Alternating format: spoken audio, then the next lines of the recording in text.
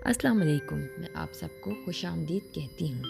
हमारी पूरी कायनात सरप्राइजेस से भरी हुई है जो कि ना ख़त्म होने वाले हैं। हम आए दिन सुनते हैं कि साइंसदानों ने हर दिन कुछ न कुछ दरियाफ्त किया है। इसी तरह कुदरत के करिश्मों में से एक बायोल्यूमिनेसेंट जंगलात हैं, जिनको हम दूसरे लफ्ज़ों में चमकने वाले जंगलात भी कह सकते हैं।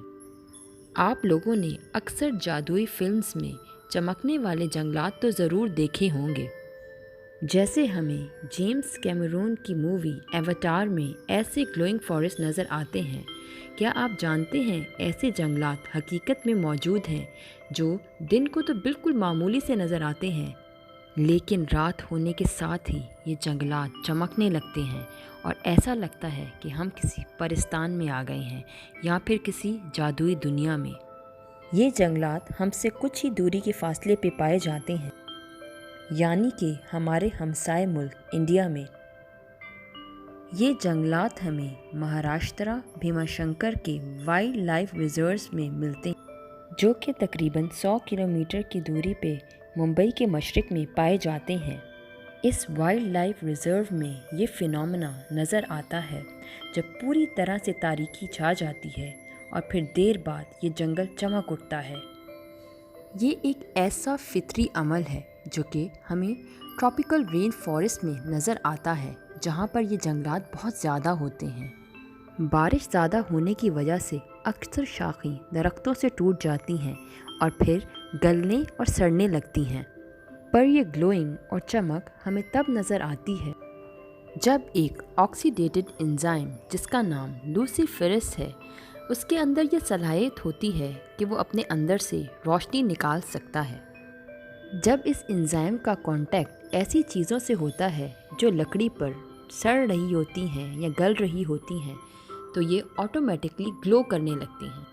इस ग्लोइंग और चमकने वाले अमल को फॉक्स फायर या फिर फेरी फायर भी कहा जाता है। जंगलात में ये ग्लोइंग इफेक्ट फंजाई या फिर बैक्टीरिया की वजह से होता है।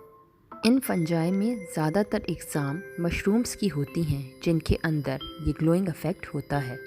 हैरत की बात तो ये है कि हमें ये फिनोमेना यानी ग्लोइंग इफेक्ट समंदर में तो बहुत दफ़ा नज़र आता है, लेकिन ऐसा कुछ होना खुश्की पर हैरत की बात है, जिसकी वजह से हमें ये फिनोमेना खुश्की पर बहुत कम देखने को मिलता है।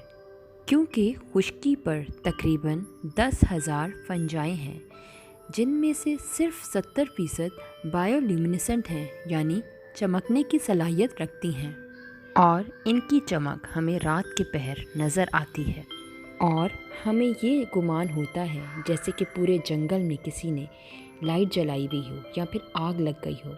जंगल की पूरी ज़मीन जगमगा उठती है। देखने वालों के लिए ये एक बहुत ही दिलकश नज़ारा होता है। इंडिया के मगरबी घाट्स का शुमार दुनिया के ऐसे रेन फॉरेस्ट में होता है जहाँ पर हमें ये फितरी अमल वाफिर मिकदार में नज़र आता है। इसके अलावा जंगलात में हमें काफ़ी नायाब किस्म के पौधे और जानवर भी नज़र आते हैं। इस पूरे इलाके में हमें लेपर्ड्स, टाइगर्स, ब्लैक पैंथर, हाथी और कई किस्म के सांप भी नज़र आते हैं।